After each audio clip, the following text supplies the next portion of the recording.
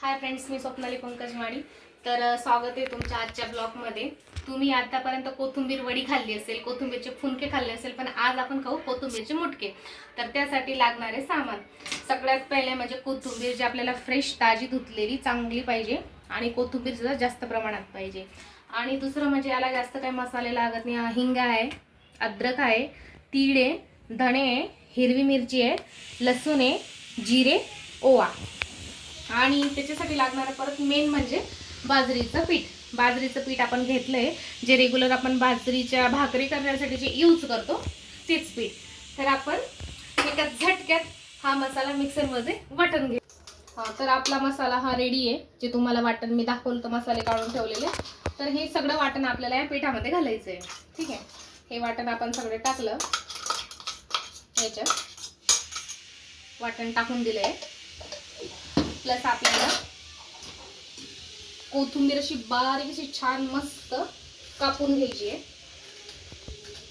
ठीक आहे, छान अशी कोथिंबीर कापायची, कारण हे कोथिंबीरचे मुटके हे फेमस आहे नाशिक जिल्ह्यामध्ये. तिकडं म्हणजे माझी एक मैत्रीण आहे, तिने मला एखाद दोन वेळा खायला म्हणजे बनवून रेसिपी मला दाखवली, तर मला खूपच आवडली. तर मग म्हणून मी 2-3दा घरी ट्राय केली. मग त्यानंतर मला चांगलं ते जमायला लागलं. तर मग मी विचार केला की चला आपण ही रेसिपी आता यूट्यूबला आपल्या मैत्रिणींसोबत शेअर करू. तर त्यासाठी आता मी घेते पाणी. ठीक आहे, आणि याला जास्त काही नाही, थोड्या सामानात अगदी रुचकर चवदार अशी छान अशी बनते. आणि याला आपण जसं भाकरी, मराठी बायकांना तर सगळ्यांना भाकरी कशा बनवल्या जातात ते माहीतच आहे.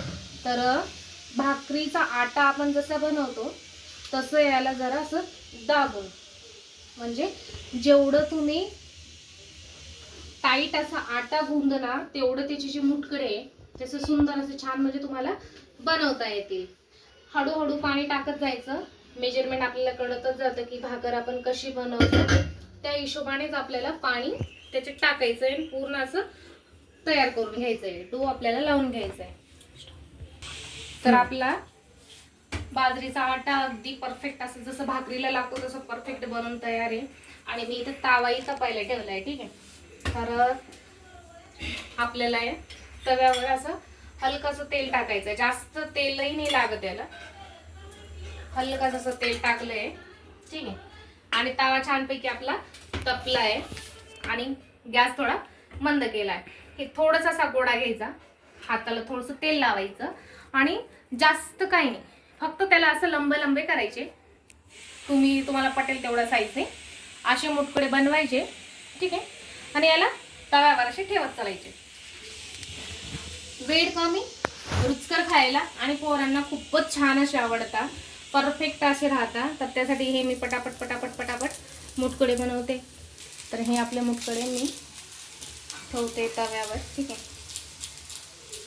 आणि तवा असं नाही की आपल्याला मिल्टेनचा पाहिजे, निर्लेपचा पाहिजे, ब्लॅक व्हाईट कुठलाही प्रकारचा तुम्ही यूज करू शकता.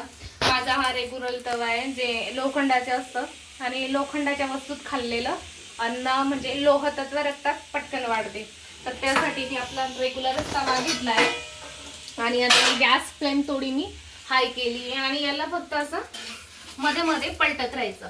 जास्त काही याला पाण्याची वाफ नको, याला कुठलाही प्रकार असा नको. याला फक्त पलटत राहायचं, आतले बाहेर, बाहेरले आत, म्हणजे जेणेकरून ते सगळे परफेक्ट असे शेकले गेले पाहिजे. आणि तुम्ही याला बघूही शकता, याला ब्राऊन कलर हलकासा यायला सुरुवातही झाली आहे.